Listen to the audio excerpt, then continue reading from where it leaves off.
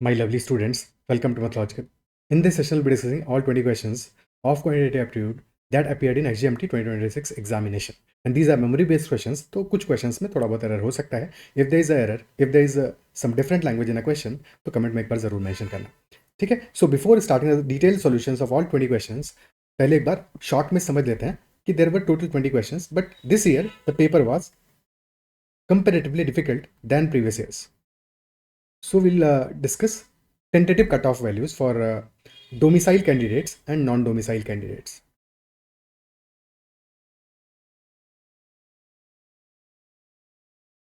Okay. So roughly, if for domicile candidates, if the percentile score required in quant is 40 percentile, and if for non-domicile that is 50 percentile, so in that case, roughly a score of 9 or 3 net correct should be enough to qualify, and a score of 10, which would be 3.33 net correct effectively,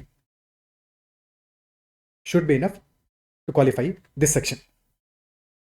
ठीक है, comment में mention करना कि how many questions you got correct, कितने correct थे कितने incorrect थे, तो how many net correct you have. Okay, और take this as with a pinch of salt because थोड़ा बहुत ऊपर नीचे हो सकता है, but this is my expectation considering this year's paper, because बहुत फ्यू लिमिटेड सीटर्स थे इस क्वेश्चन पेपर में.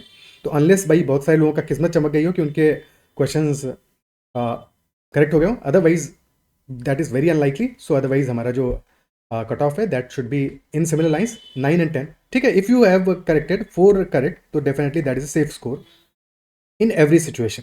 कुछ भी हो 4 नेट करेक्ट यानी कि 12 marks is a safe score in this paper for sure.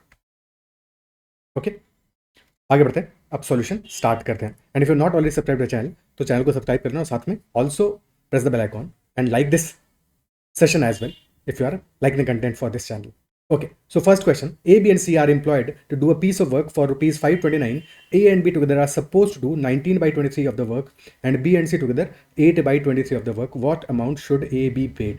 अब ये डेफिनेटली एक सेटर क्वेश्चन था जो कि सबका करेक्ट होना चाहिए था. अगर ये क्वेश्चन नहीं करेक्ट किया है तो कहीं ना कहीं पे तुम्हारी प्रिपरेशन में फ्लॉ है, तो एक बार आइडेंटिफाई करो उसको. ठीक है, so A B and C they are completing a work for rupees 529 और ए और बी साथ में 19/23 काम कर रहे हैं. B and C are working 8/23. Effectively this implies कि इफ टोटल वर्क 23 है तो A plus B together are doing 19 units work and B plus C together are doing 8 units work पूरे 23 वर्क में. और क्वेश्चन पूछ रहा है कि ए को कितना अमाउंट पे करना चाहिए. ठीक है, so if B and C together are doing 8 units work, सिर्फ यही इन्फॉर्मेशन काफी था, इस लाइन का कोई जरूरत ही नहीं था. Because if B and C together are doing 8 units work then clearly A will be doing remaining work 23 minus 8 which is 15 units work. So amount paid to A will be 15/23 of total. 15/23 into 529 और 529 होता है 23 का square, तो बचेगा 23. 15 into 23 will be equal to 345 rupees. Answer will be 345, option B. Clear है? So this was the first question. Second one, this was also a sitter. Simple, easy question. Volume of sphere B is 2600% more than volume of another sphere A. By what percentage is the surface area of surface sphere A less than surface area of sphere B? So volume of any sphere is equal to 4/3 pi r cube. And surface area, total surface area और curved surface area, because surface sphere में दोनों बातें एक ही हैं. Total surface area और curved surface area of a sphere that is equal to 4 pi r square. And basically volume is proportional to radius cube and curved surface area और total surface area is proportional to radius square. और फिर हमें question बता रहे हैं volume of sphere B is 2600% more than volume of sphere A. So that implies कि if volume of sphere A, if that is equal to 1 unit, तो volume of sphere B will be 2600% more यानी कि 26 more, so that will be equal to 27 units. तो volume का ratio हमारा आ रहा है for sphere A and B 1:27. ठीक है, तुम्हें सीधे ए लाइन लिखना था कि वॉल्यूम का ratio for A and B is 1:27 और volume is proportional to R cube, यानी कि आर क्यूब का रेशियो है 1:27. तो रेडियस का रेशियो क्या होगा, क्यूब रूट ले लोगे, तो cube root of 1 is to cube root of 27 और 1 हो गया का क्यूब रूट भी 1 ही होगा और 27 का cube root will be equal to 3. तो रेडियस का रेशियो आ गया 1:3 एंड हेंस रेडियस स्क्वायर का ratio will be equal to 1:9. और सेम रेशियो होगा हमारा फॉर कर्व सरफेस एरिया और सरफेस एरिया. सरफेस एरिया का रेशियो होगा 1:9 फॉर ए एंड बी. और क्वेश्चन पूछ रहा है कि percentage by what percentage surface area of A less than surface area of sphere B. तो स्फीयर बी का अगर 9 यूनिट्स है surface area for A that is only one which is 8 less, तो आंसर विल बी 8/9 और in percentage that will be 88.89%. Surface area of sphere A is 88.89% less than surface area of sphere B. Option D answer हो जाएगा. ठीक है, options different रहेंगे but definitely 88.89% was part of the options and that is the correct answer. Next question. All the two-digit natural numbers whose unit digit is greater than their tens digit are selected. If all these numbers are written one after another in a series, how many digits are there in the resulting number? ठीक है, तो all the two-digit numbers which are following this condition कि their unit digit is greater than their tens digit. तो अगर number हमारा a b है तो b is the unit digit, a is the tens digit और unit digit b should be greater than a. That is the condition. और हमारा 2 digit का number है तो a जो हमारा है definitely a will not be equal to zero. भाई जीरो तो नहीं हो सकता क्योंकि अगर a जीरो हो जाएगा, टेंस डिजिट हमारी जीरो हो जाएगी तो फिर नंबर हमारा 2 डिजिट नहीं बचेगा. तो definitely a is not equal to zero और जब b ग्रेटर देन a है तो definitely b will also not be equal to zero. तो a और b जीरो तो होंगे नहीं. तो स्मॉलेस्ट वैल्यू पॉसिबल क्या हो सकता है, हम स्टार्ट करते हैं. तो स्मॉलेस्ट वैल्यू पॉसिबल क्या हो सकता है, b should be greater than a. तो minimum value for b that can not be equal to zero because b zero होगा तो फिर a की कोई वैल्यू मिलेगी नहीं. तो minimum value for b can be equal to 1 but b को 1 ले लिया तो वहां पे a हमें क्या चाहिए, since b has to be greater than a तो a जीरो चाहिए जो कि पॉसिबल नहीं है. तो क्लियरली b का minimum value will be equal to 2. तो smallest possible value can be equal to 12. ठीक है, if b is equal to 2 तो only one solution is there that is 12 और तो कोई केस मिलेगा नहीं बिकॉज अब 2 से छोटा 1 ही हो सकता है, जीरो हो नहीं सकता क्योंकि जीरो पे 2 डिजिट नंबर नहीं बनेगा. If b is equal to 3 तब फिर केस बनेगा हमारा 13 23 2 solutions. If b is equal to 4 14 24 and 34 3 solutions and so on. ऐसे ही तुम्हारी कहानी चलती रहेगी. 5 पे क्या होगा 15 25 35 45 और फिर लास्ट वैल्यू क्या आएगा क्योंकि b एक डिजिट है तो maximum value can be equal to 9. 9 पे बनेगा 19 29 39 49 टिल 89. तो one solution for b equal to 2 2 solutions for b equal to 3 3 solutions for b equal to 4 4 solutions for b equal to 5 यानी कि 1 less and 8 solutions for b is equal to 9. Total कितने cases बने हमारे 1 + 2 + 3 + 4 till 8. Clearly AP है 8 + 1 × 2 36 cases और 36 numbers will be there और हर एक number में 2 डिजिट्स हैं. सबको साथ में लिखोगे तो number of digits will be 36 × 2 72 digits हो जाएंगे. क्या ये क्लियर है? ठीक है, answer will be 72 digits option B. Numbers 36 हैं बट डिजिट्स पूछा है क्योंकि एक साथ लिख रहे हैं साथ में.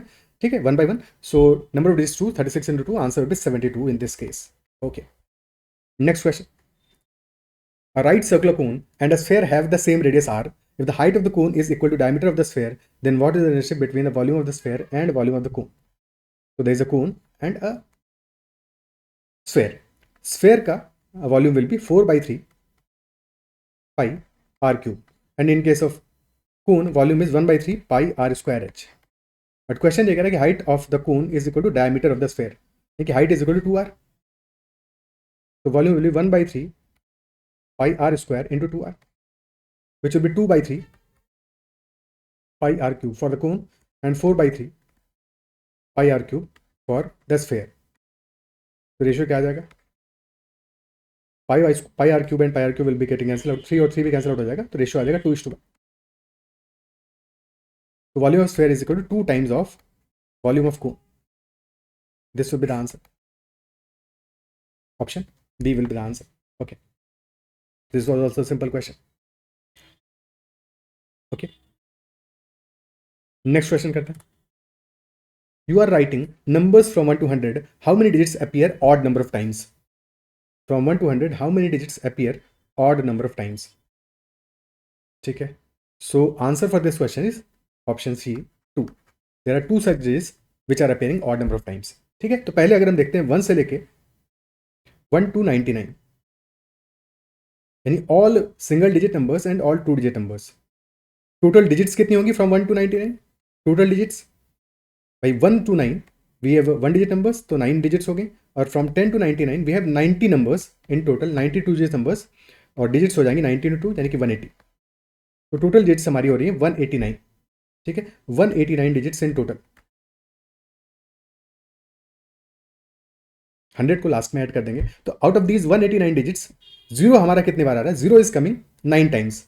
ठीक है, बाकी सारे नंबर 1 2 बाकी all digits 1 2 3 4 5 6 7 8 9 all will be coming 20 times, but zero will be coming exactly 9 times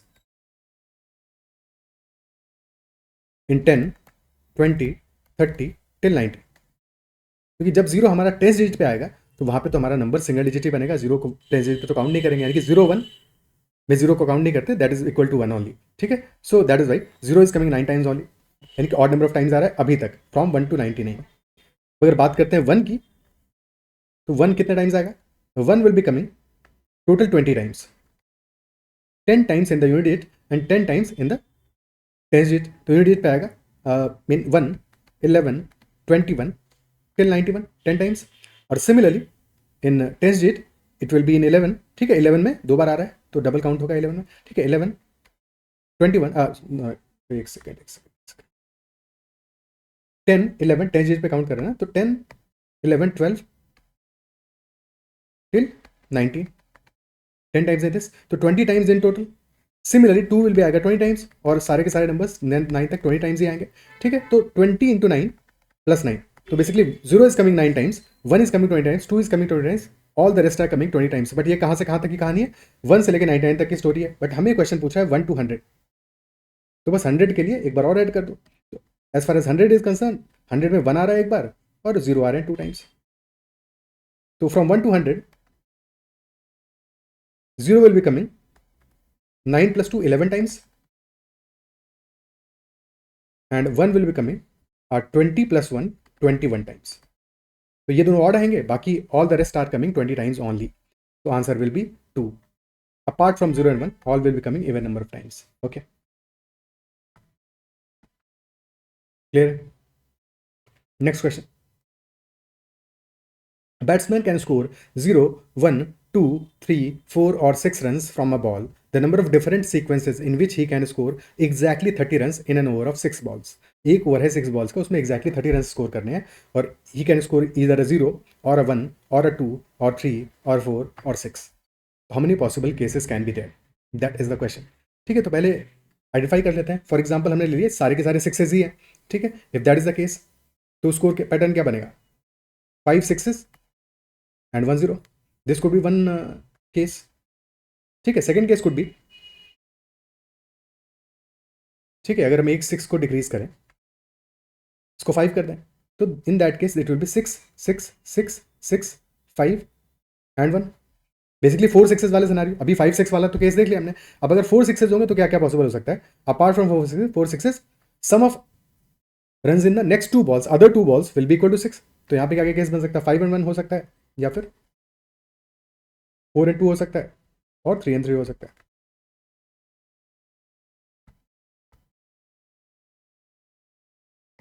ये तो केस होंगे।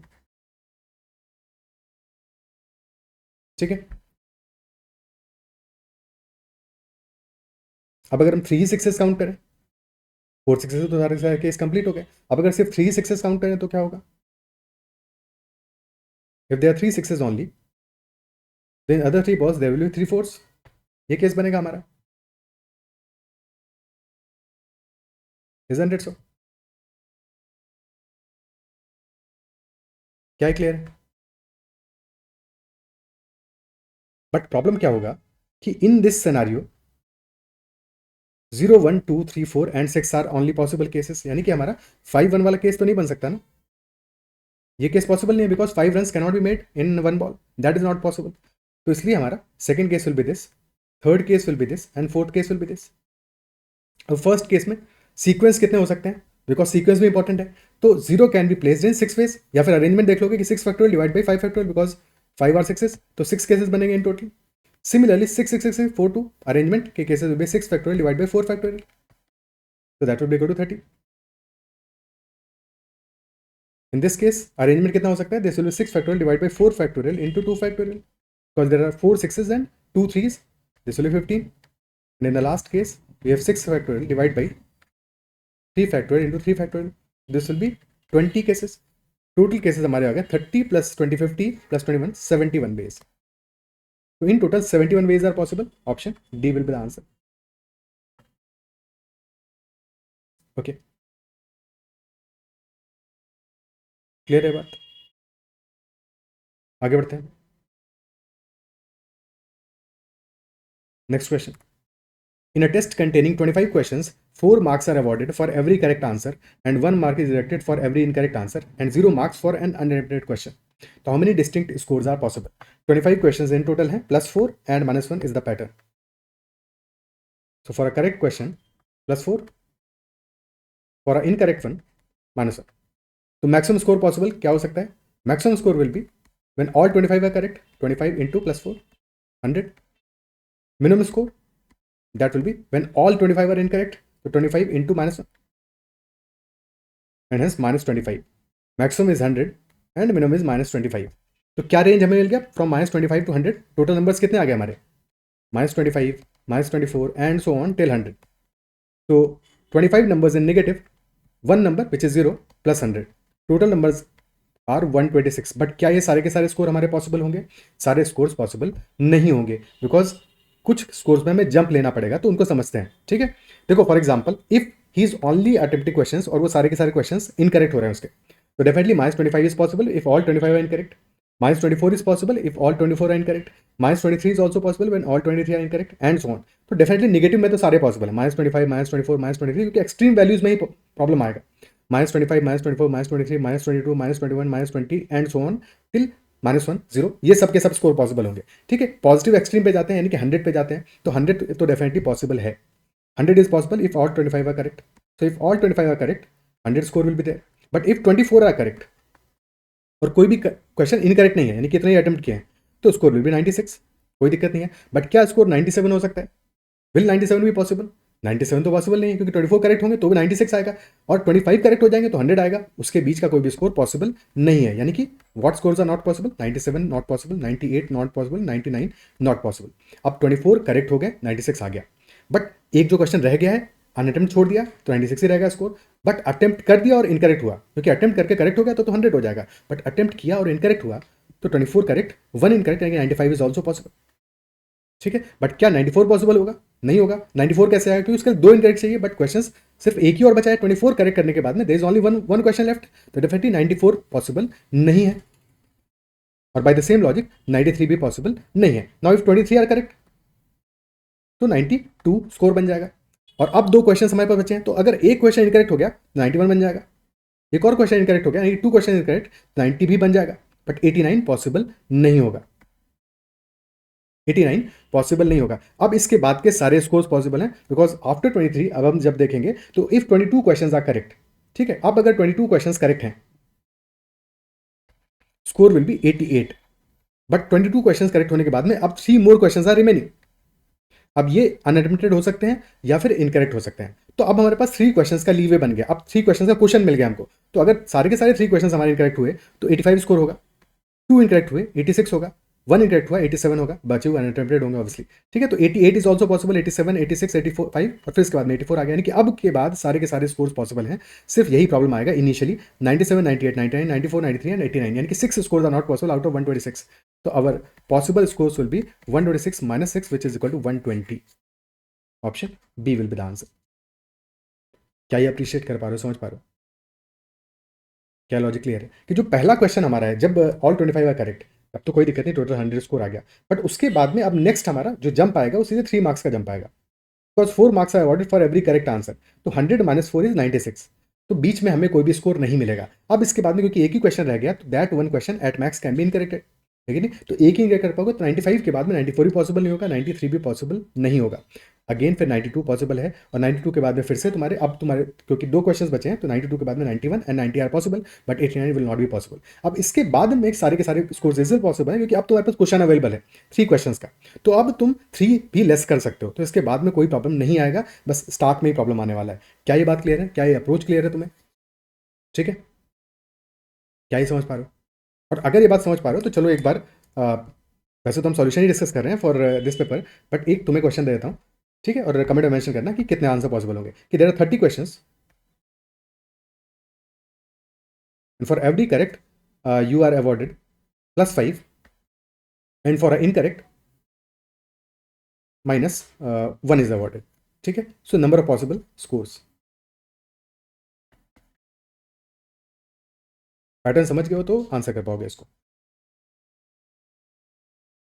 ठीक है, तो कमेंट में आंसर करना कि इसका आंसर क्या आएगा. ओके, सेशन पसंद आ रहा है तो उसको लाइक जरूर करना है. चलो अगले क्वेश्चन पे चलते हैं. बिकॉज सिर्फ आंसर बता के मतलब नहीं है जब तक कि तुम्हें पूरा सॉल्यूशन डिटेल में ना समझ में आए. ठीक है, अगला क्वेश्चन करते हैं. Each of 4 girls A, B, C and D had a few chocolates with them. A first gave 1/3 of the chocolates with her to B. B gave 1/4 of what she had to C, and C gave 1/5 of what she had then to D.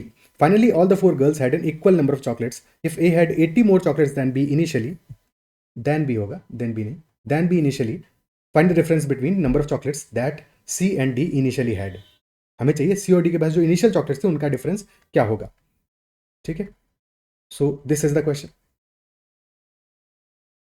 And A first gave 1/3 of the chocolates with her to B, और given हमें क्या है last में, A had 80 more chocolates than B. ठीक है, सो B के पास जितनी भी चॉकलेट्स हैं A के पास उससे 80 ज़्यादा है. ओके, और A gave 1/3 of the chocolates with her to B. So A has given 1/3 या A/3 chocolates to B. So remaining chocolates with A will be 2A/3. And not chocolates with B क्या होगा, B के पास chocolates B तो अपने आप थी plus A/3 और आ गई. But now B is also giving 1/4 of chocolates to C. So effectively, B will be giving 1/4 of these chocolates to C. So remaining chocolates will be 3/4 of this value, 3/4 of B plus A/3.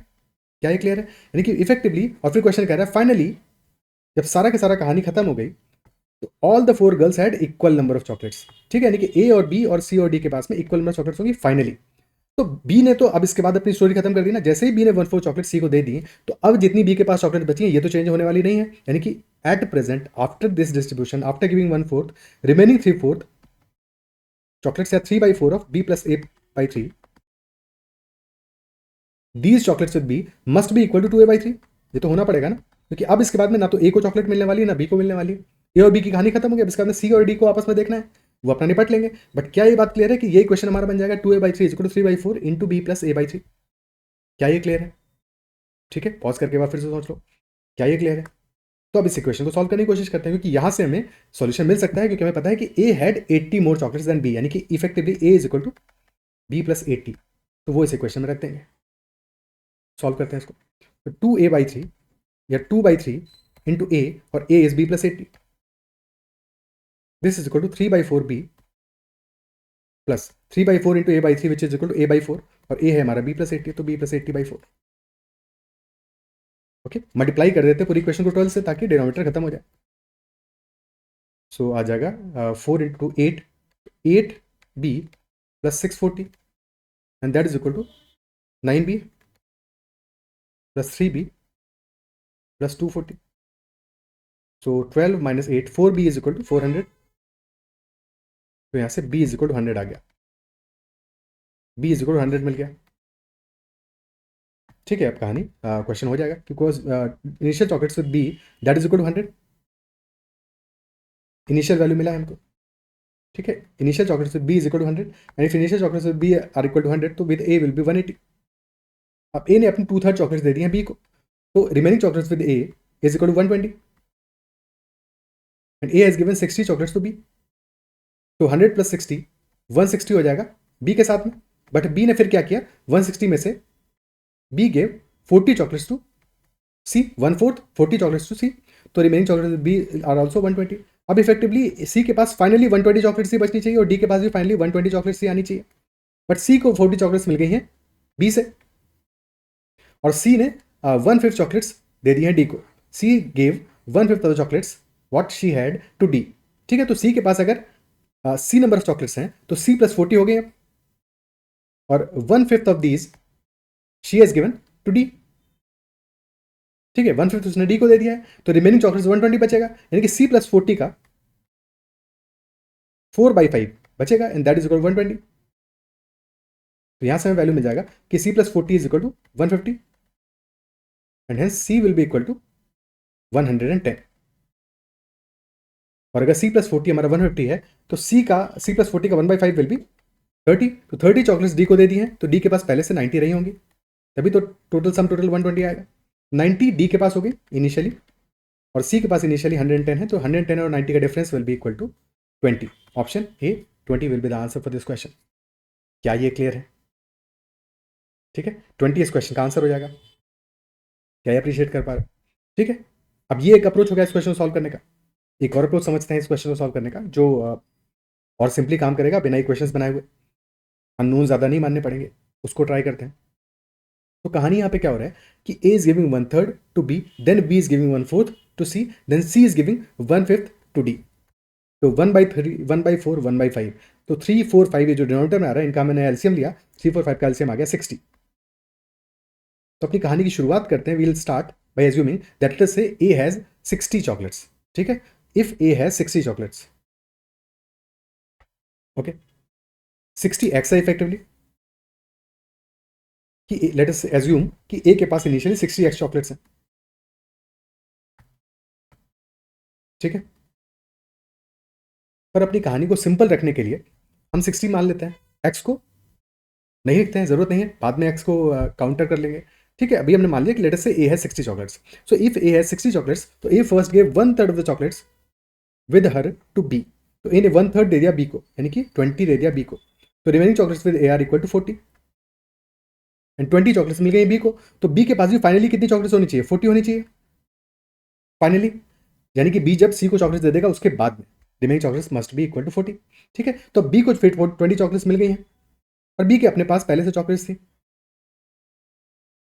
But out of these total chocolates B has given 1/4 chocolates to C. तो B ने 1/4 chocolates दे दी हैं सी को, तो remaining chocolates B are 3/4, यानी कि 40 should be equal to 3/4 of this initial value with b plus 20। इसका 3/4 होना चाहिए, बट 3/4 अगर होना चाहिए उसके पास 40, तो प्रॉब्लम ये हो रहा है 3/4 चाहिए, तो 3 का मल्टीपल तो चाहिए ना। तो 3 का मल्टीपल बनाने के लिए हम मल्टीप्लाई कर देंगे 3 से अपनी इनिशियल वैल्यूज को। ठीक है, तो यहाँ पे भी ये 3 से मल्टीप्लाई हो जाएगा। क्या क्लियर है? जैसे ही 3 से मल्टीप्लाई किया तो हमें यहाँ पे नंबर मिल गया 120। ठीक है, again this should be 120x, but 120 number मिल गया। अब हमारे पास कहानी थोड़ी आसान हो गई। ठीक है, अब इसके बाद कहानी कैसे आसान हो गई, क्योंकि जैसे ही हमें यहाँ पे 120 मिल गया, तो कैन वी से कि अगर हमें टोटल यहाँ पे 120 बनाना है, और 120 is equal to 3/4 of 60 plus जो चॉकलेट्स बी के पास थी, तो क्या यहाँ पे बी की चॉकलेट्स का नंबर हमें नहीं मिल जाएगा भाई? इफ 120 इज इक्वल 3/4, यानी कि 60 plus chocolates with b that is equal 160। तो यहाँ से chocolates with b comes out पे 100। ठीक है, कि initially number of chocolates with A are equal to 180, number of chocolates with b are equal to 100। ठीक है, अब कोइंसिडेंटली यहाँ पे हमें फाइनल वैल्यूज भी मिल गई हैं, बट जरूरी नहीं था फाइनल वैल्यूज मिलती, हमें डिफरेंस देखना है। यहाँ पे डिफरेंस आ रहा है 80 का, और क्वेश्चन भी हमें कह रहा है डिफरेंस 80 का ही दे रहा है। अगर क्वेश्चन 160 का देता तो हमें मल्टीप्लाई 2 से करना पड़ता, बट हमें नंबर यहाँ से मिल गया। ठीक है, बट कोइंसिडेंटली वैल्यूज दोनों केसेस में सेम आई है। ठीक है, that is just coincidence, values different भी आ सकती थी, बट फिर वहाँ पे जो रेशियो मिलता है उसके अकॉर्डिंग हम मल्टीप्लाई कर देते। ठीक है, तो हमें यहाँ पे एक अजम्पशन से हम स्टार्ट किए, और फिर हम अपने सही आंसर पे पहुंच गए। ठीक है, 180 मिल गया, 100 मिल गया, इसके बाद की कहानी ऐसी चलती रहेगी, क्योंकि हमें पता है 120 टोटल बनाना है सी को, और सी को कितनी चॉकलेट्स मिलेगी? अगर इसके पास में टोटल बची है 3/4 विच इज इक्वल 120, तो 1/4 दे दिए इसने, यानी कि कितनी दे दिए? 40 दे दिए चॉकलेट सी को। ठीक है, और फिर सी 1/5 चॉकलेट देगा, तो अगर सी के पास ये बची है 120, this is 4/5 of chocolates with c plus 40, यानी कि चॉकलेट्स विद सी 120 कटेगा 30 × 5 150 माइनस 40, यानी कि 110 रही होंगी, 110 रही होंगी। और फाइनली डी को 120 मिलेगा, और डी को मिल रही है 30, 120 होना चाहिए फाइनली, तो यानी कि डी के पास चॉकलेट्स 90 रही होंगी, तो डिफरेंस हमारा 20 का आ जाएगा।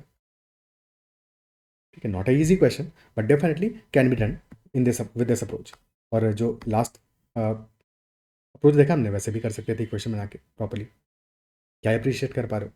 ठीक है, so this was a doable question, but हाँ टाइम लेता, थोड़ा सा समझना चाहिए था इस क्वेश्चन को।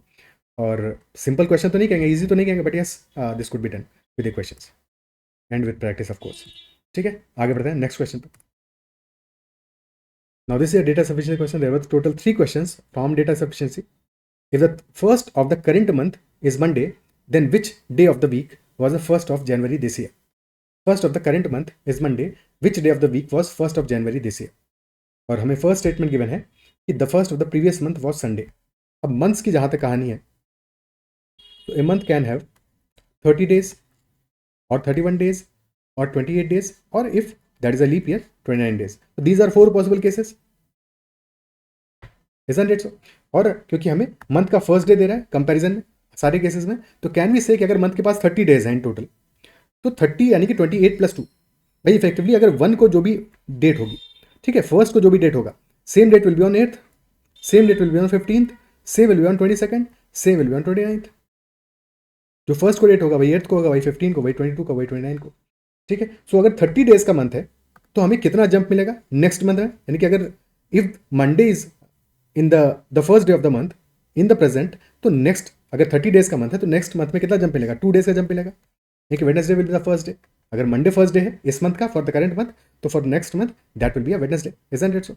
अगर 31 का है तो +3 का जंप मिलेगा, 28 का है तो कोई जंप नहीं मिलेगा, यानी कि जो डे फर्स्ट मंथ का फर्स्ट डे है हमारा for a month with 28 days, वही हमारा नेक्स्ट मंथ का भी होगा, तो 0 का जंप एंड +1 का जंप फॉर 29। बस ये बात समझनी थी इस क्वेश्चन में। अब हमारा फॉर एग्जांपल फर्स्ट स्टेटमेंट को कंसिडर करते हैं। फर्स्ट स्टेटमेंट कह रहा है first of previous month was Sunday, तो प्रीवियस मंथ का first was Sunday, and in present month first of current month is Monday.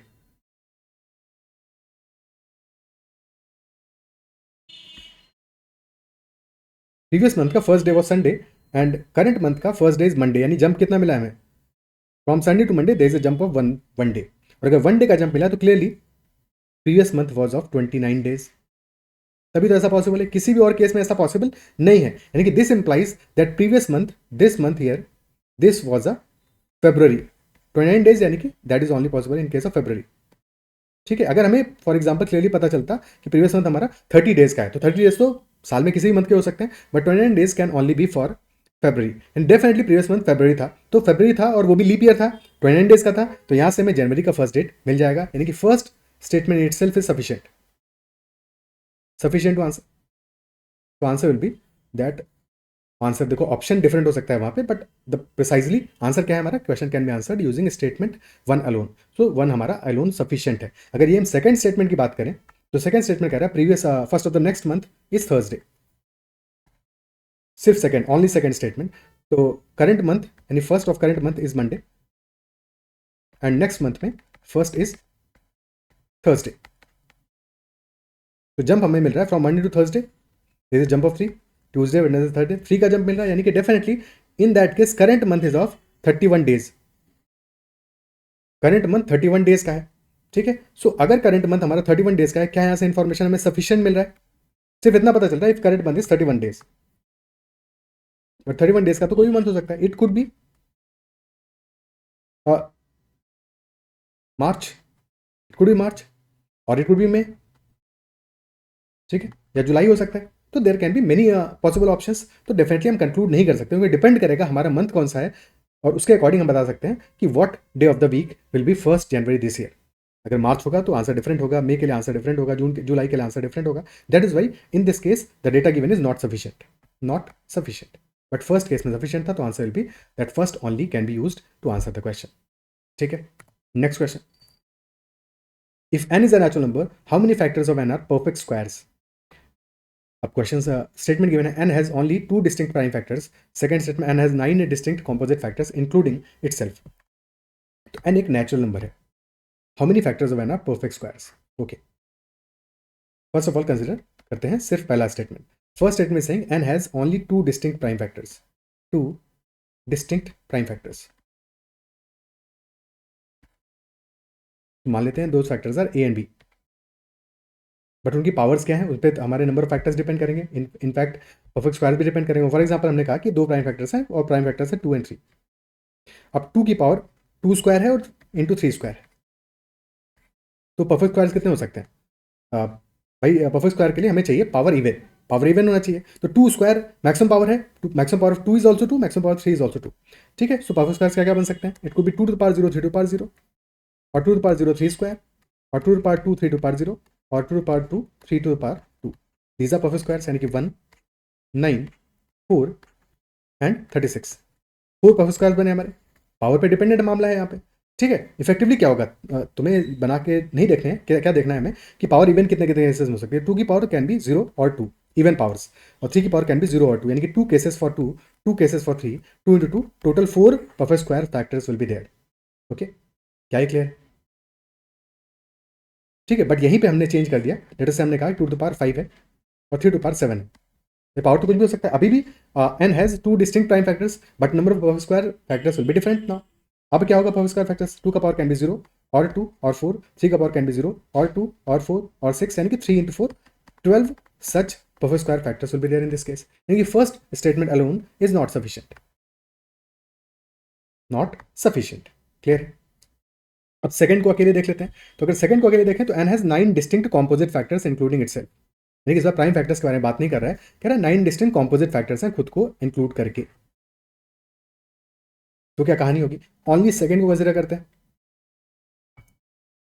So number of factors of any number will be equal to 1, क्योंकि 1 ना तो prime है ना composite है। अगर हम प्राइम कॉम्पोजिट के बारे में बात करें तो 1 plus number of distinct prime factors plus number of distinct composite factors. ठीक है, सो यहाँ पे हमें क्या गिवन है? 1 तो होगा ही होगा, क्योंकि 1 के बारे में बात कह रहा है कॉम्पोजिट फैक्टर्स हमारे 9 है। ठीक है, तो प्राइम फैक्टर्स कितने हैं नहीं पता, बट कॉम्पोजिट फैक्टर्स आर 9, यानी कि total number of factors will be 10 plus number of distinct prime factors. This is the story. तो अगेन अब इस क्वेश्चन में हमें पी का वैल्यू नहीं पता, number of distinct prime factors कितने हैं इन द सेकंड स्टेटमेंट नहीं पता। That could be equal to 1, that could be equal to 2, that could be equal to 3, सारे केसेस पॉसिबल हैं। ठीक है, तो this is also not sufficient. क्या क्लियर है? फॉर एग्जाम्पल हमने मान लिया कि अगर p is equal to 1, if number of distinct prime factors is equal to 1, तो नंबर क्या हो सकता है हमारा? क्योंकि टोटल फैक्टर्स 11 हो जाएंगे, in that case total factors will be equal to 11। तो number will be somewhat like some prime to the power 10, क्योंकि यहाँ पे टोटल 11 फैक्टर्स आएंगे। ठीक है, 1 आएगा और फिर 9 कॉम्पोजिट फैक्टर्स होंगे, 1 आएगा और एक प्राइम फैक्टर आ गया 2, और rest 9 will be composite factors. 2 to power 10 will be one example, और 3 टू पावर 10 और 5 टू द पावर 10। ठीक है, सो डेफिनेटली अगर पी कोड 1 ले लिया, अगर मैं पी कोड 2 लिया तो number factors will be 10 plus 2, यानी कि that will be equal to 12। ठीक है, अब 12 कैसे बना सकते हो? सो हमारा number factors for example p to the power n1 है और prime 1 to the power n1, prime 2 to the power n2, number factors क्या होंगे? n1 plus 1 into n2 plus 1, ये तो फैक्टर्स होंगे। ठीक है, सो 12 हमारा बन सकता है 3 इंटू 4 से बन सकता है, 2 इंटू 6 से बन सकता है। तो यहाँ पे मल्टीपल केसेस बन रहे हैं हमारे। ठीक है, तो क्लियरली देख पा रहे हो कि हमें जो डेटा है वो सफिशिएंट नहीं है, क्योंकि मल्टीपल ऑप्शंस बन रहे हैं। तो अकेले सेकंड को कंसिडर करके answer will be not sufficient, अकेले फर्स्ट को कंसिडर करके आंसर वाज नॉट सफिशिएंट। अब दोनों को साथ में ले लेते हैं। अब अगर दोनों को साथ में लेंगे तो हमें दो इन्फॉर्मेशन मिल गई कि n के 2 डिस्टिंक्ट प्राइम फैक्टर्स हैं और 9 डिस्टिंक्ट कॉम्पोजिट फैक्टर्स हैं, यानी कि ये वाला सेकंड वाला ही सिनेरियो तो है। बट ये भी मिल गया कि हमें पता है कि now p is equal to 2, p is equal to 2 मिल गया, और साथ में हमें पता है कि 9 डिस्टिंक्ट कॉम्पोजिट फैक्टर्स हैं, नंबर ऑफ फैक्टर्स तो 12 होंगे, ये बात श्योर है। बट तब भी this could B 3 into 4 and 2 into 6। तो यहाँ पे भी 2 पॉसिबल केसेस बन रहे हैं, दोनों को इंक्लूड करने के बाद भी देयर आर 2 पॉसिबल केसेस, एक यूनिक केस नहीं बन रहा है। तो यानी कि even after that the answer will be not sufficient. These two statement together also are not giving a sufficient solution. तो answer will be option D. Because यहाँ पे भी केस क्या हो सकता है, एक अगर हम केस ले लें, 2 प्राइम ले 2 और 3 को, तो 1 case could be 2 square 3 cube and 1 case could be 2 to the power 1 2 to the power 5। अब यहाँ पे नंबर ऑफ स्क्वायर फैक्टर्स कितने होंगे? 2 की पावर कैन बी 0 2, 3 का power can be 0 2, 4 perfect square factors, और यहाँ पे 2 का पावर कैन बी 0, 3 का पावर कैन बी 0 2 4, तो there will be total 3 perfect square factors. Clear है? तो यहाँ पे भी data given is not sufficient to answer. Okay,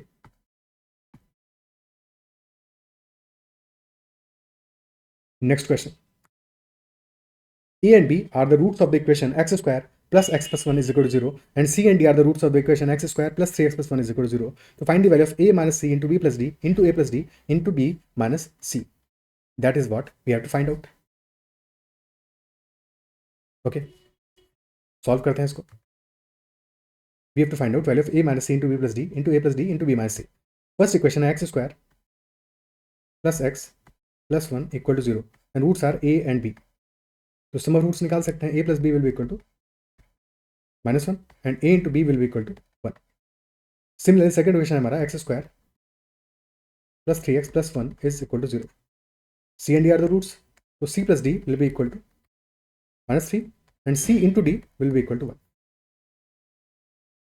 और फिर क्वेश्चन पूछा है value of a minus C into b plus D into A plus D into B minus C. तो हमें somehow a plus B A B C plus D C D इनका ही use करना है। ठीक है, तो इस तरह से हमें मल्टीप्लाई करना है इनको, सो दैट हम इन वैल्यूज का यूज करके अपने आंसर तक पहुंच सके। सो किस कॉम्बिनेशन को मल्टीप्लाई कर सकते हैं? We can multiply a minus c with a plus D और a minus C into B minus C.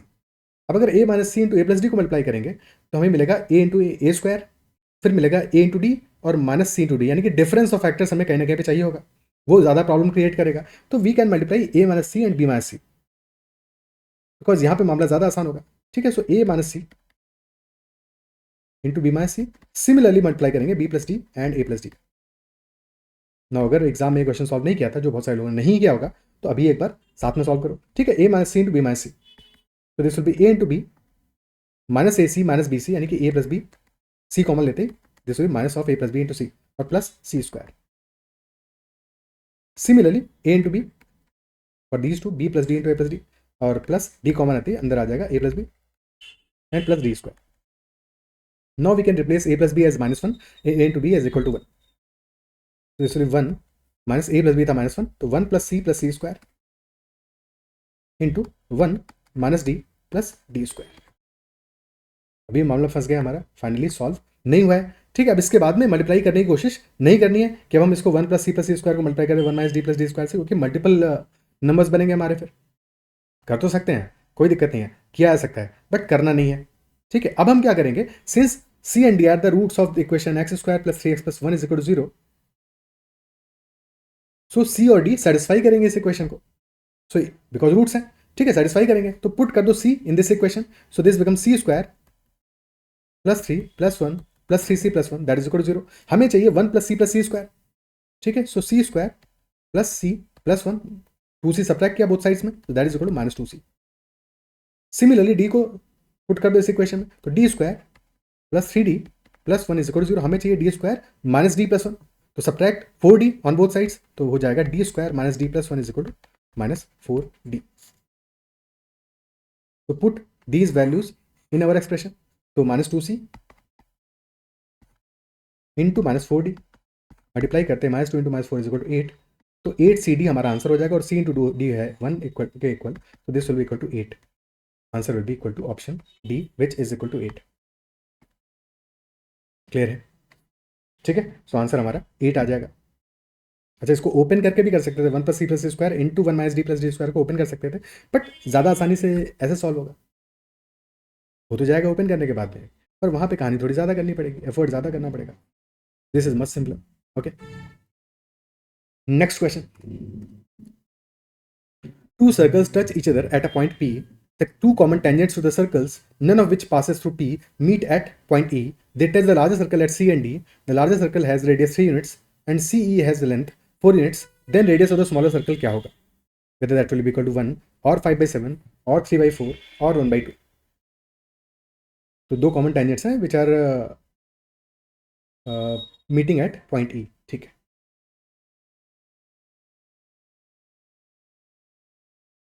let us say this is point E,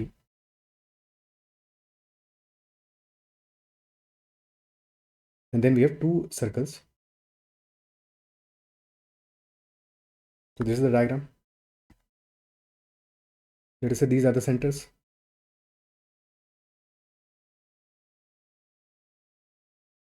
ठीक है, for the larger circle radius is 3 units and larger circle को touch कर रही है tangent at C and D.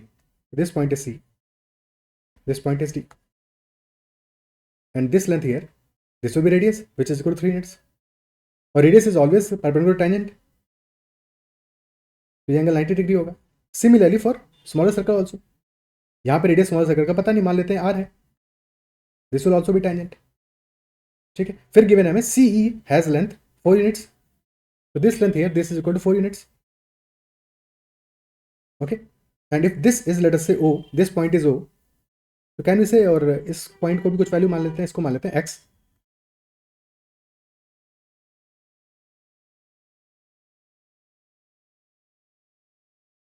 तो this point is E C O.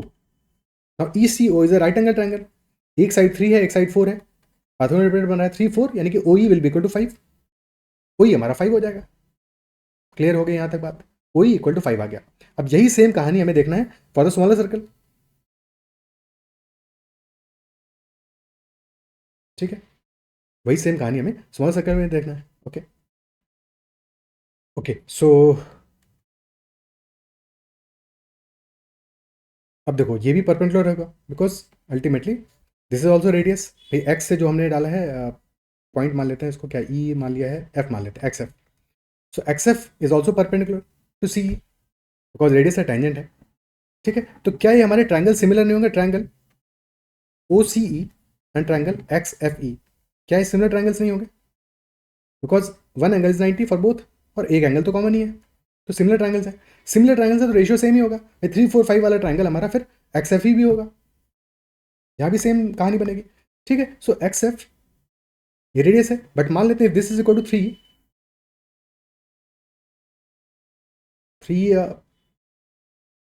X तो already हमने लिखा हुआ है, तो मान लेते हैं इसको 3p।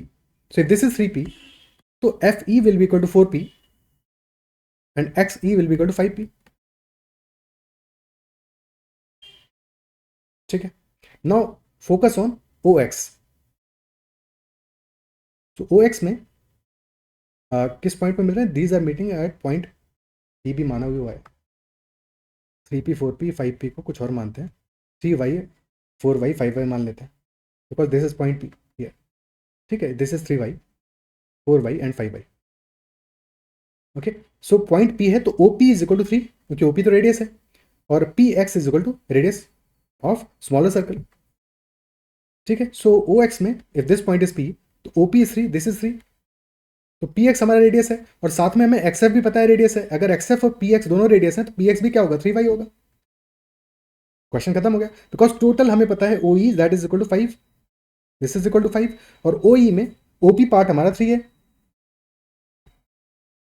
This part is 3, so remaining part हमारा P X plus X E, P E this is equal to 2 which is P X plus X E, और पी एक्स है हमारा 3x 3y और एक्स ई है 5y, यानी कि 8y is equal to 2, तो y is equal to 2/8 यानी 1/4, y 1/4 आ गया, और रेडियस हमारी 3y है भाई, 3y is equal to radius only, तो radius is equal to 3y which is equal to 3/4।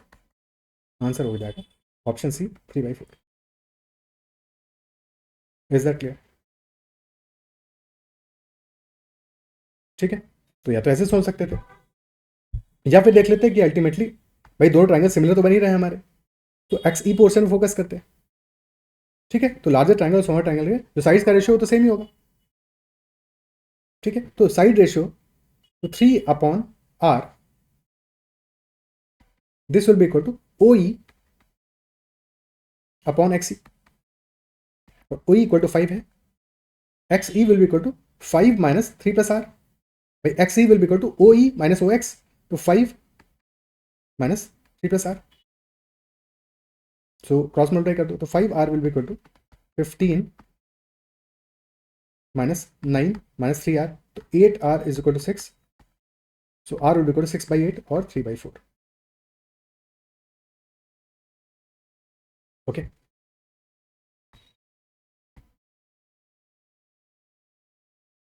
ठीक है, आगे बढ़ते हैं नेक्स्ट क्वेश्चन पे। अच्छा, ऑप्शन से हम इस क्वेश्चन को सॉल्व तो नहीं कर सकते थे, क्योंकि ऑप्शन एक ही एलिमिनेट होता। अगर हम सिर्फ इतना ऑब्जर्व करते हैं इस क्वेश्चन में, एक बार देख लेते हैं, बट ऑप्शन से बहुत ज़्यादा बेनिफिट नहीं होगा। ठीक है, कि अगर हम सिर्फ सिर्फ ये ऑब्जर्व करें कि टोटल हमारा O E is equal to 5, ठीक है, O E is equal to 5, और जो हमारा ओ पी है that is equal to 3, O P this part is equal to 3, तो अगर टोटल हमारा 5 है, टोटल 5 है और ये पार्ट 3 हो गया, तो can we say that P E this is equal to 2, और पी ई पूरा का पूरा तो सर्कल नहीं है, ठीक है ना, सर्कल तो हमारा खत्म हो जा रहा है, थोड़ा बीच जगह जाएगा, तो P E basically equal to 2r plus something, तो 2r must be less then 2, यानी कि r should be less then 1, तो 1 तो अपना आंसर नहीं हो सकता है। बट यहाँ से हम क्लियरली नहीं कह सकते 5/7 आंसर होगा, 3/4 होगा, 1/2 होगा, तो आंसर एलिमिनेट ऑप्शन से नहीं हो रहे हैं। बट क्या इतना समझ पा रहे हो, अगर ऑप्शन सारे के सारे हमारे फॉर एग्जाम्पल अगर 1 या फिर उससे बड़े होते, तो हमें फॉर श्योर पता था कि हमारा जो आंसर होगा that should be less then 1। ठीक है, तो ऐसे भी ऑप्शन एलिमिनेशन भी कभी कभी काम कर सकता है, बट इस क्वेश्चन में काम नहीं करता, सिर्फ एक ही ऑप्शन एलिमिनेट होता। ठीक है, बट कई बार वो चीज़ें काम कर जाती हैं, जैसे आगे क्वेश्चन में देखेंगे तो वहाँ पे answer option elimination definitely work कर रहा है। ओके, नेक्स्ट क्वेश्चन करते हैं।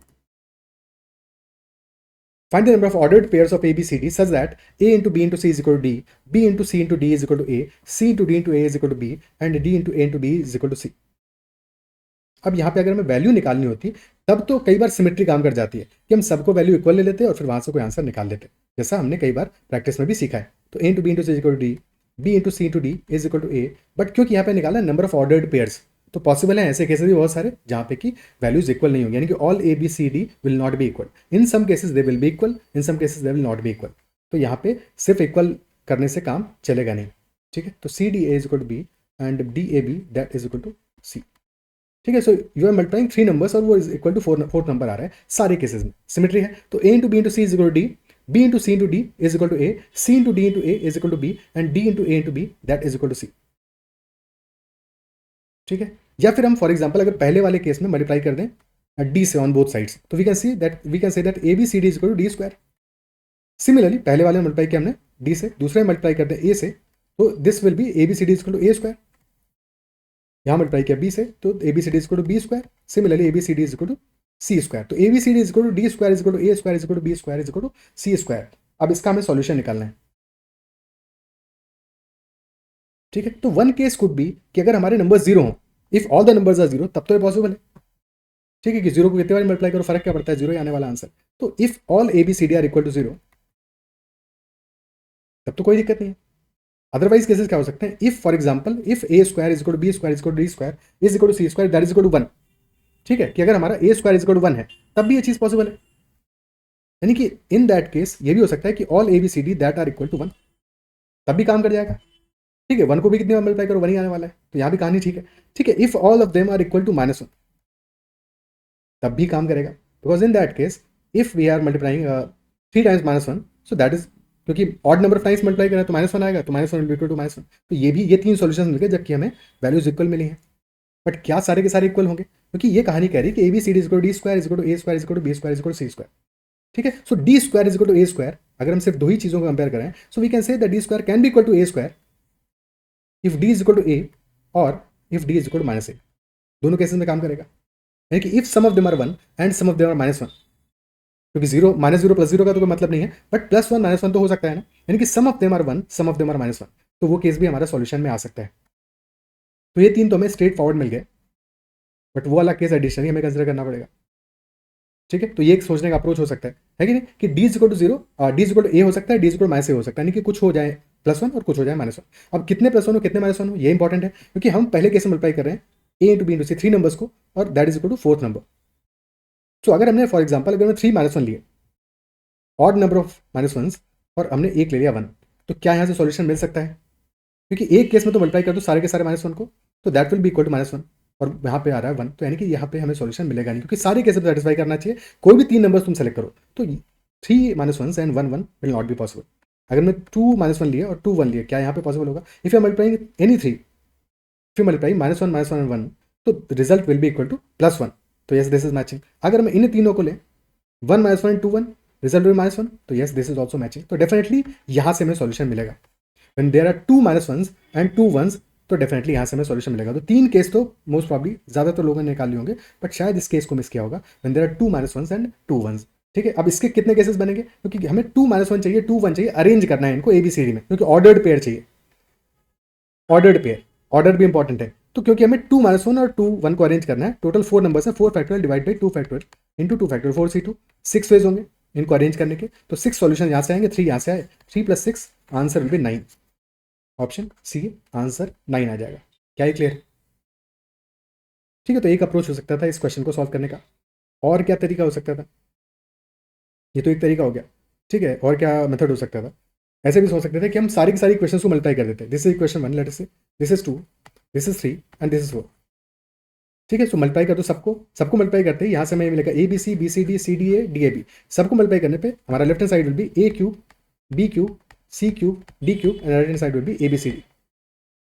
तो effectively this will be ABCD whole cube is equal to ABCD, ठीक है। ABCD को लेफ्ट हैंड साइड में लेके आ जाओ, so this will be ABCD whole cube minus ABCD and that is equal to 0.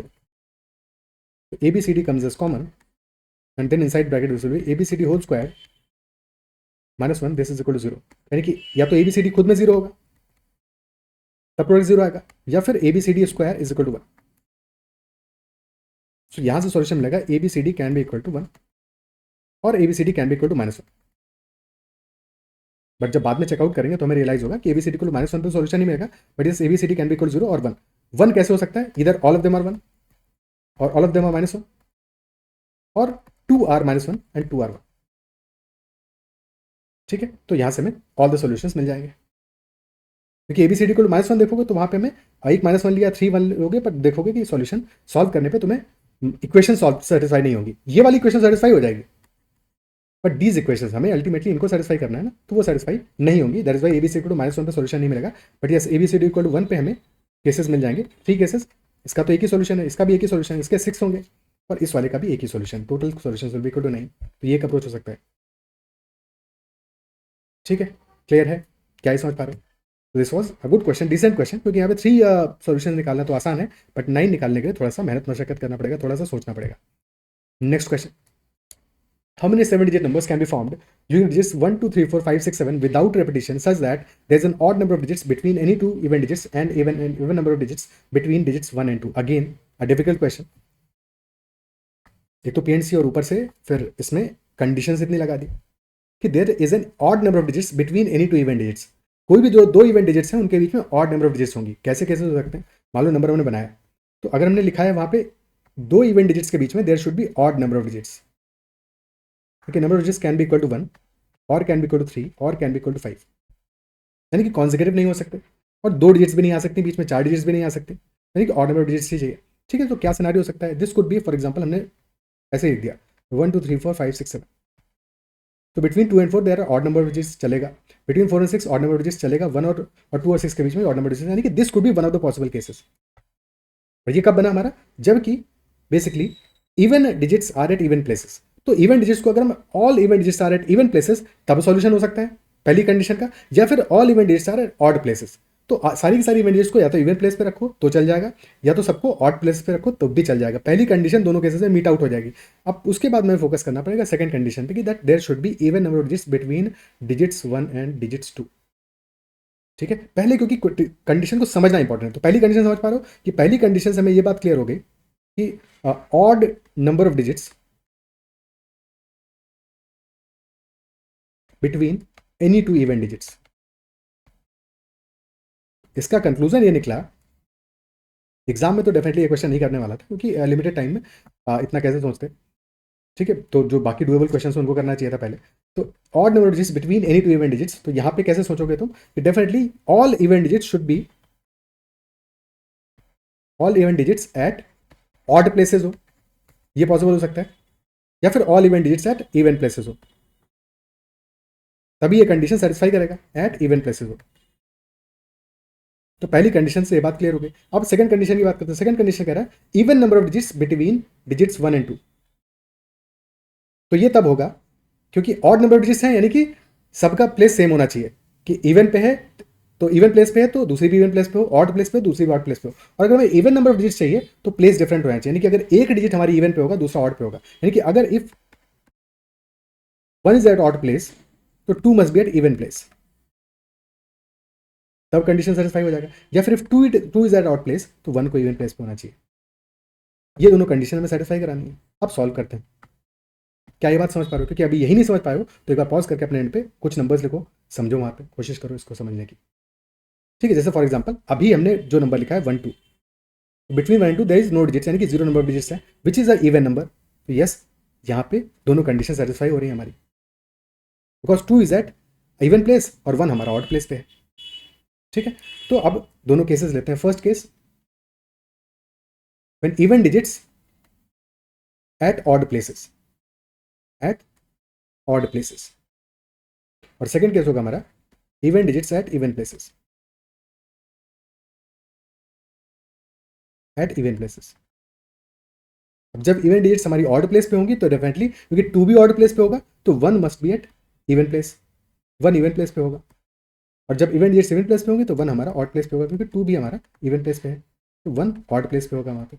ठीक है, तो पहले वाले केस को सॉल्व करते हैं। Even digits at odd places, 7 digit number है, सो इवन डिजिट्स आर हमारी कितनी है? इवन डिजिट्स हमारी है 3 2 4 6, और हमारे ऑड प्लेसेस कितने हैं? Odd places are 4। तो 4 में से 3 प्लेसेस को चूज करेंगे क्योंकि 3 ही इवन डिजिट्स हैं, और फिर 3 फैक्टोरियल में अरेंज कर देंगे, 4c3 इंटू 3 फैक्टोरियल।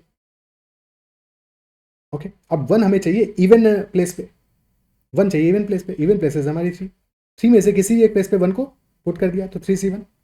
अब बचे हुए जो 3 प्लेसेस है वहाँ पे अरेंज कर दोगे सारे बचे हुए नंबर्स को, तो into 3 factorial.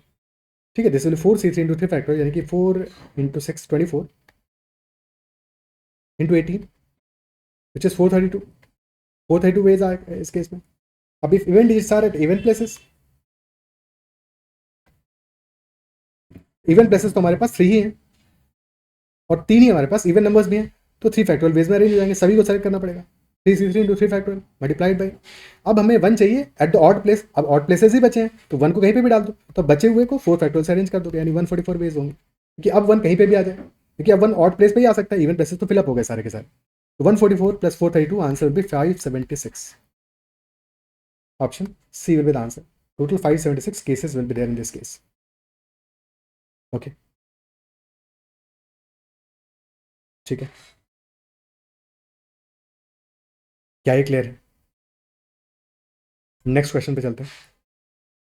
If a, b and c are distinct numbers in arithmetic progression but not in geometric progression, and a square, b square and c square are in harmonic progression, then value of b by a क्या होगा?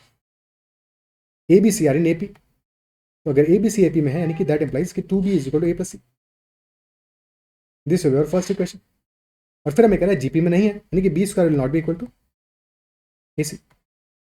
और second equation क्या होगा कि a square b square c square are in harmonic progression, यानी कि 1 upon a square, if a square b square c square are in harmonic progression, तो we can say 1 upon a square, 1 upon b square, 1 upon c square, these are in arithmetic progression. तो common difference same होगा। ठीक है, जैसे हमने देखा 2b is equal to a plus c, तो हम ये भी कह सकते थे कि b minus a is equal to c minus b is equal to common difference. अगर हम कैपिटल डी कॉमन डिफरेंस माने तो definitely that is equal to common difference, b minus a equal to c minus b। तो similarly यहाँ पे कह सकते हैं कि 1 by B square minus 1 by a square is equal to 1 by c square minus 1 by b square.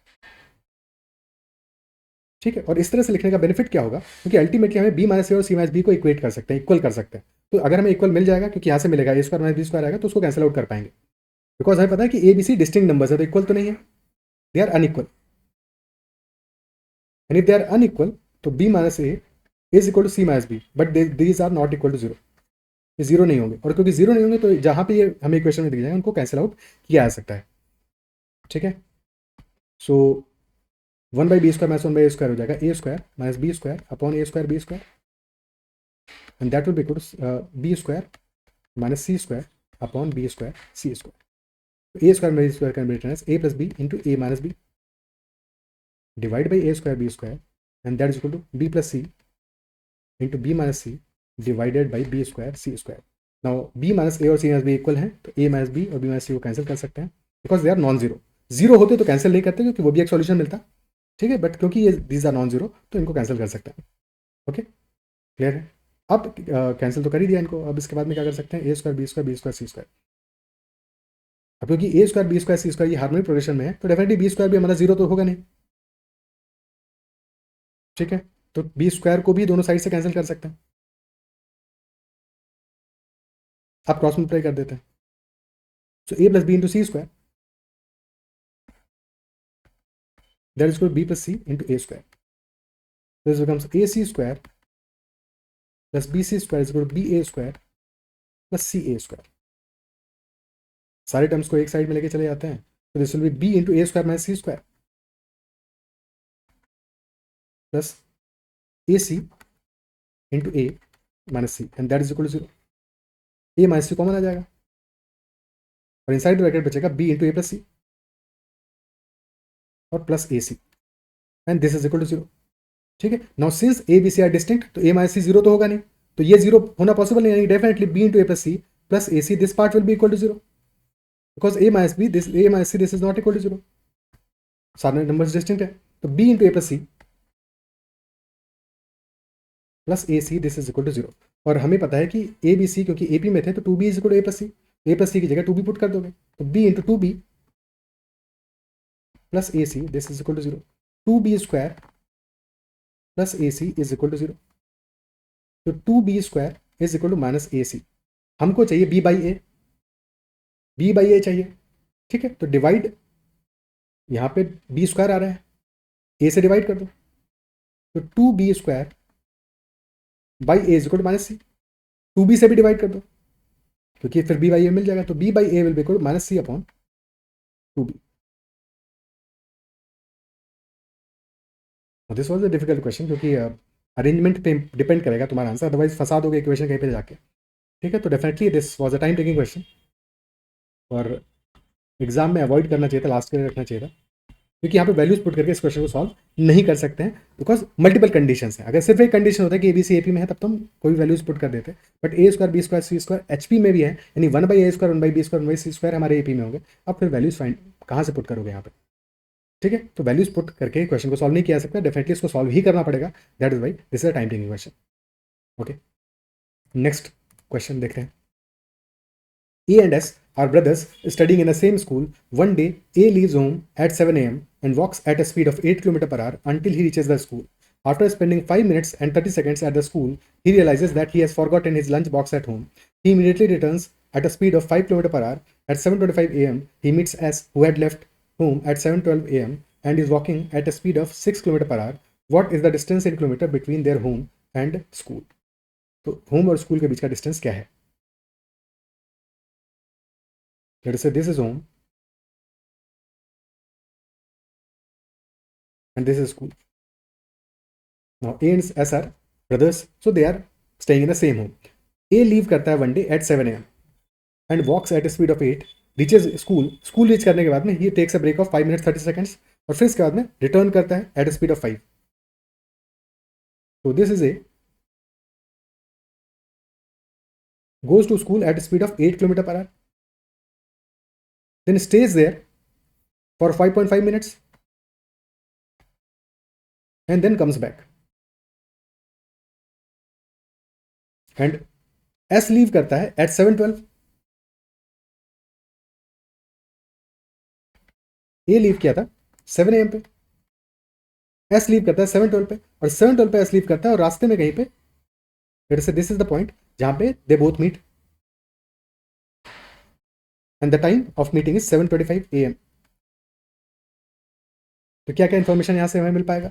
अगर 7:25 a.m. पे they are meeting, तो clearly the distance travelled by S तो मिल जाएगा हमें यहाँ पे, बिकॉज हमें S की स्पीड पता है, दैट इज 5 km/h।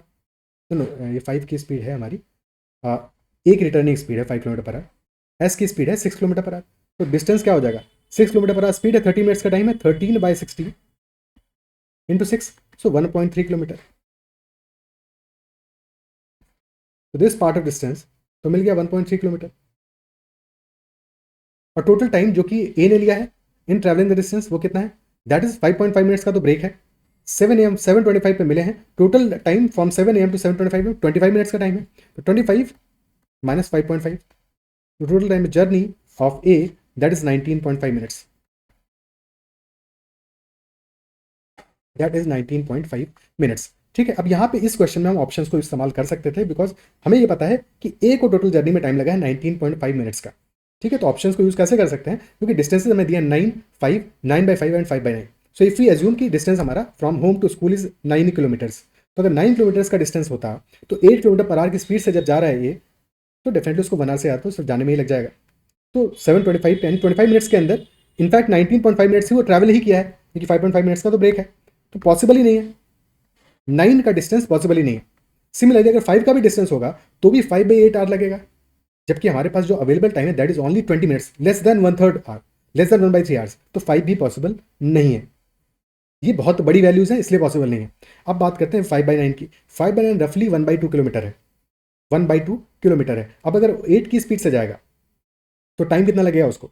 8 की स्पीड से टोटल 1/2 किलोमीटर ट्रैवल करने में रफली टाइम कितना लगने वाला है उसको, क्योंकि 5/9 रफली हमारा 1/2 किलोमीटर है। ठीक है, सो उसको टाइम कितना लगेगा? 1/16 आवर, यानी कि ऑलमोस्ट 4 मिनट्स, 4 मिनट्स के आसपास का टाइम लगेगा उसको। ठीक है, और फिर रिटर्न में आएगा, और रिटर्न में तो उससे कम चल रहा है, क्योंकि रिटर्न में ऑलरेडी 1.3 किलोमीटर से पहले मिल रहा है। एक सेकंड 5/9 पॉसिबल क्यों? और भी एक वजह से नहीं है, because 5/9 is this is less then 1.3, ये चीज़ तो ध्यान ही दिया, लेस देन 1.3 है, तो ये भी पॉसिबल नहीं है। क्लियरली हमारा ऑप्शन सी आंसर होगा, क्योंकि हमारा जो आंसर होगा that should be greater than 1.3 and can not be 5 और 9। ठीक है, तो clearly option C is the answer without any calculation, बिना कैलकुलेशन के भी हम कह सकते थे आप ये पूरा डायग्राम तो समझना पड़ता कि 1.3 किलोमीटर डिस्टेंस ट्रैवल किया है इसने, और पॉसिबल ही नहीं है, दैट इज वाई 9 और 5 आंसर नहीं होंगे, 5/9 आंसर नहीं होगा, 9/5 डेफिनेटली फॉर श्योर आंसर होगा विदाउट एनी डाउट। तो 9/5 को टिक करके आगे बढ़ जाते हैं एग्जाम में। बट अभी सॉल्व करके भी देख लेते हैं कि ऐसे सॉल्व करेंगे इसको, ठीक है। सो अगर टोटल डिस्टेंस हम डी मान लेते हैं कि total distance from home to school that is equal to D, तो इक्वेशन बनाते हैं फॉर ए, क्योंकि ए को टोटल टाइम लगेगा 19.5 मिनट्स का। तो जाते समय ए ने पूरी डिस्टेंस डी ट्रैवल किया है, टाइम टेकन भी डी/8। रिटर्न में 1.3 किलोमीटर लेसर ट्रैवल किया है, तो D minus 1.3 divide by 5 and that is equal 19.5 by 60, ठीक है। बन गई इक्वेशन। अब इसको मल्टीप्लाई कर दो पूरी इक्वेशन को 120 से, ताकि सारी वैल्यूज हमारे इंटीजर में आ जाए। सो डी/8 इंटू 120 यानी 15 डी प्लस 120 बाई 5 24, तो 24 into D minus 1.3 and that is equal 2 into 19.5, तो आ गया 15 D plus 24 D minus 24 and 7.2, तो 31.2 is equal to 39। So 39 D is equal to 39 plus 31.2 यानी कि 70.2। 13 से जा रहा है 3 टाइम्स, 13 5 से 65, सो 5.4, तो D is equal to 5.4 by 3 which is equal to 1.8 kilometre. Okay, 1.8 kilometre will be the answer. Clear है?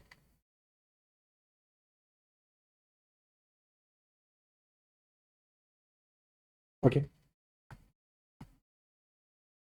आगे बढ़ते हैं नेक्स्ट क्वेश्चन पे। Two teams A and B are playing a series of matches. The first team to win 5 matches wins the series. In how many distinct ways can the series be won by either of the teams? So two teams है हमारी, team A and team B. And first team to win 5 matches wins the series. Out of these matches, playing a series of matches, ठीक है, तो first team to win 5 matches wins the series. In how many distinct ways can the series be won by either team?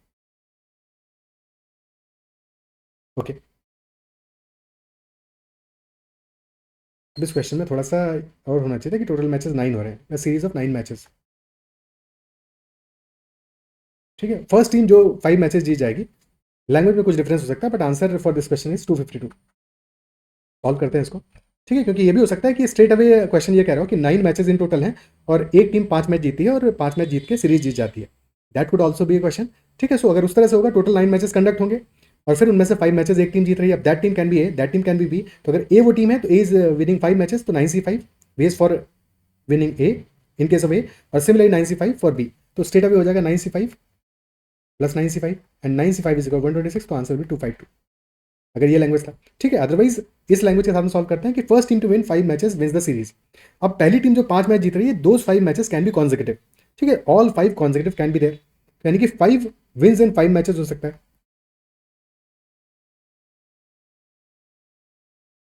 ठीक है, ये हो सकता है। So number of ways कितने होंगे?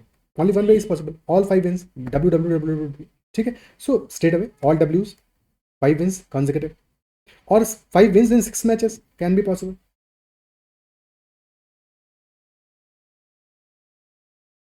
बट अगर 5 विंस 6 मैच में हो रही है, तो यहाँ पे एक चीज क्लियर है, देखो पहले 5 में 4 विंस होंगी, बट लास्ट तो विन ही होगा ना, ठीक है। तो अदरवाइज तो ऊपर वाला ही केस हो जाएगा। तो 5 इन 6 मैचेस में last match will be a win, but in the first 5 4 wins होंगी, तो 5C4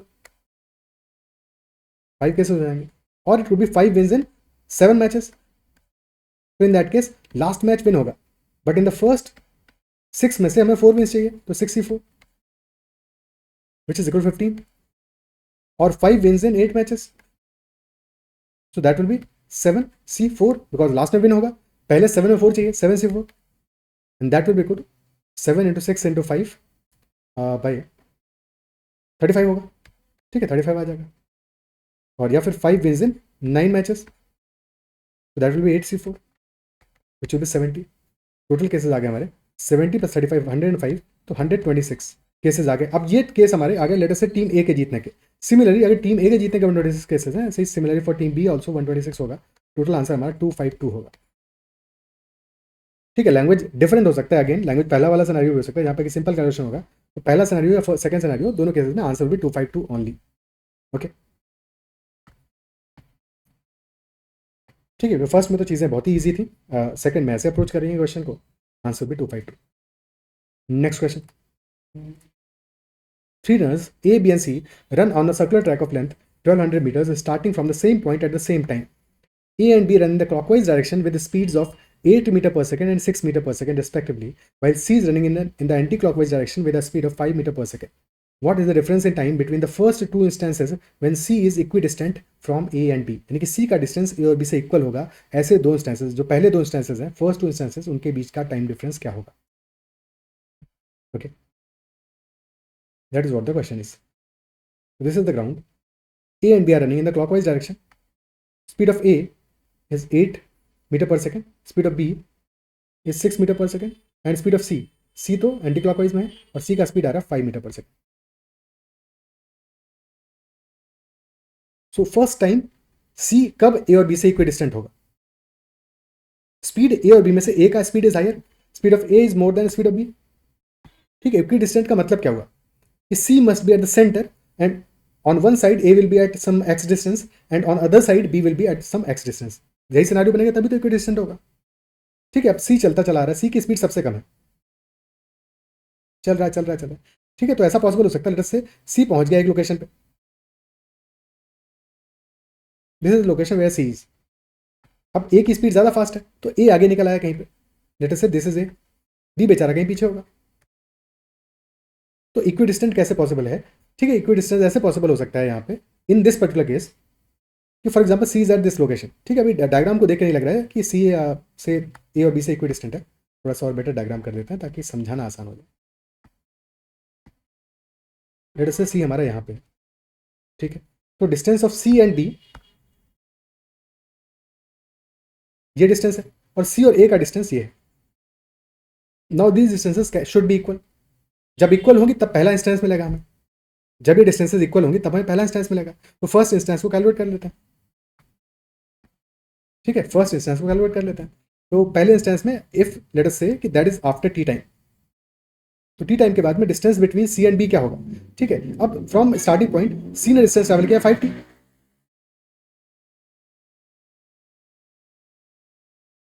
बी ने किया 60, तो total gap between C and B will be equal to 11t. अब यही गैप हमारा सी और ए के बीच में भी होना चाहिए, और सी और ए के बीच का गैप क्या होगा? This gap is basically total 1200 metres minus C A, sorry, total 1200 metres minus distance travelled by C and distance travelled by A. This is equal to 1200 minus distance traveled by C, which is 5t, plus distance traveled by A.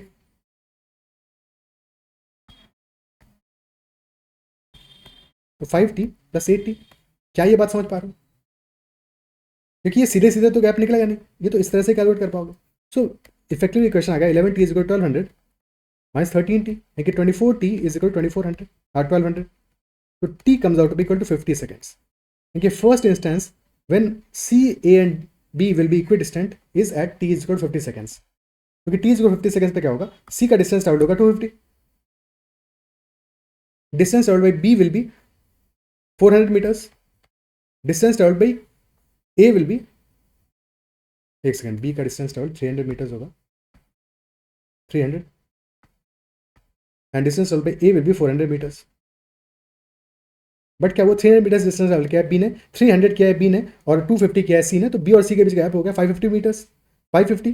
ठीक है, और अब C और A के बीच का gap देखोगे तो 400 किया है ट्रैवल A ने, 250 किया है C ने, तो 400 प्लस 250 इज 650, 1200 minus 650 is 550. यानी कि distance between C and A will be 550, distance between C and B will also be 550. यानी कि C and A as well as C and B का distance is equal. That is the first instance जबकि C is equidistant from A and B. क्या ये clear है? कैसे calculate किया, क्या ये समझ में आया? ठीक है, तो ये तो फर्स्ट इंस्टेंस हो गया. सेकेंड इंस्टेंस कब होगा? After the same time second instance आएगा. सेकेंड इंस्टेंस में क्या होगा?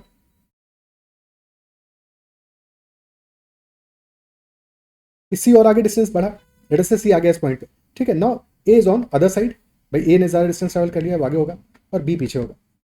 तो ये सेकंड डिस्टेंस आ गया, जबकि distance between C and A and C and B are equal.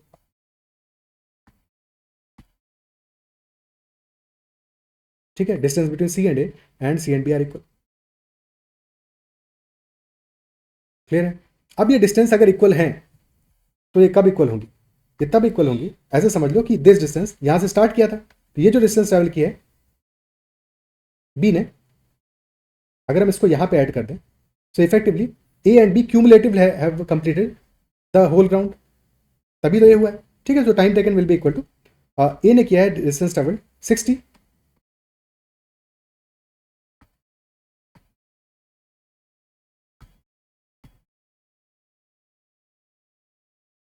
एक सेकेंड, सी आ गया हमारा मिडिल में, और फिर ए है एक साइड में और एक साइड में बी है, इक्विडिस्टेंट है। ठीक है,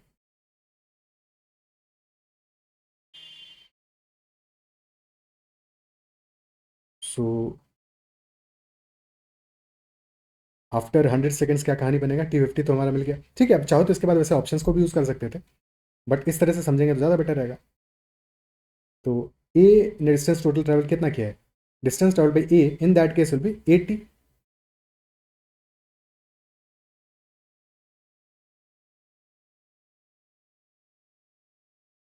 ठीक है, बी का डिस्टेंस ट्रैवल है 60, और सी ने ट्रैवल कितना किया है, डिस्टेंस 5t किया है।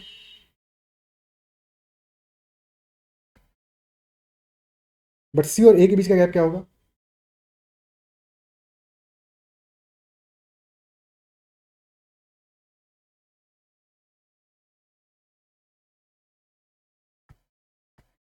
A has travel distance 80, so this distance is 80, this distance here is 60। अब सी ने डिस्टेंस 5t ट्रैवल किया है, but to be between A and B distance travelled from this side अगर कैलकुलेट करें सी का, तो दैट विल बी 70, यानी कि 1200 minus 5t, this should be equal to 70, t will be equal to 100। तो पहला इंस्टेंस आया t इज इक्वल 50 पे, और सेकंड इंस्टेंस आएगा हमारा t इज इक्वल 100 पे। ठीक है, यहाँ पे ये एजम्पशन एक्चुअल में इसलिए गड़बड़ था बिकॉज सी जरूरी नहीं है कि सी मिड पॉइंट पे हो exactly on the opposite side, that is not necessary. तो t इज इक्वल 100 पे, that will be second instance, देखिए gap between the instances will be equal 50 seconds, option a answer हो जाएगा। ठीक है, ये एक अप्रोच हो गया इस क्वेश्चन सॉल्व करने का। हालांकि ये अप्रोच ज़्यादा मुश्किल है समझने में, तो इसको और आसान करते हैं थोड़ा सा।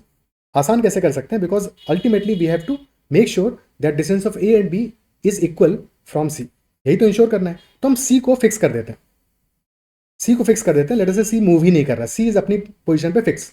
ठीक है, और सी की फिर डिस्टेंस आप सी की स्पीड ए और बी को दे देते हैं, यानी रिलेटिव स्पीड के हिसाब से कैलकुलेट करते हैं इसको, that will be much easier.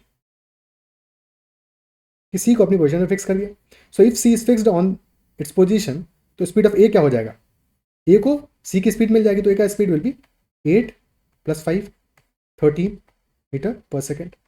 Similarly B का स्पीड क्या हो जाएगा, बी को भी सी का स्पीड मिल जाएगा, तो 6 + 5 11 मीटर्स पर सेकेंड,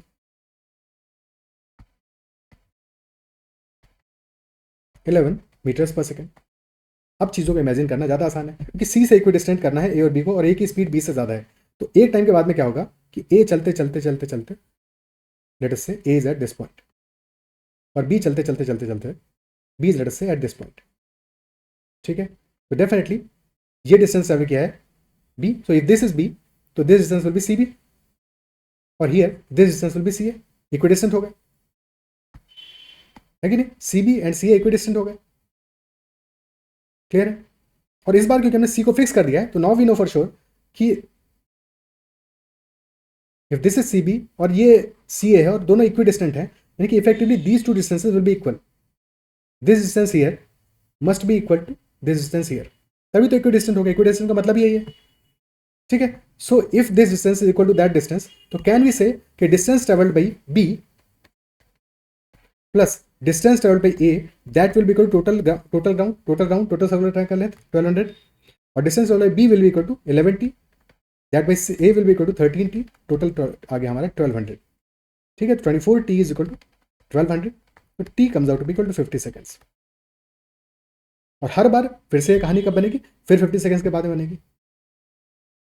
डिस्टेंस फिर से 50 सेकंड के बाद में, फर्स्ट इंस्टेंस आ गया 50 सेकंड्स पे, सेकंड आएगा 100 सेकंड पे, फिर 150 पे, एंड सो ऑन। इस बार चीज़ें समझना ज़्यादा आसान है, क्योंकि सी को हमने फिक्स कर दिया यहाँ पे। ओके, क्या ये क्लियर है?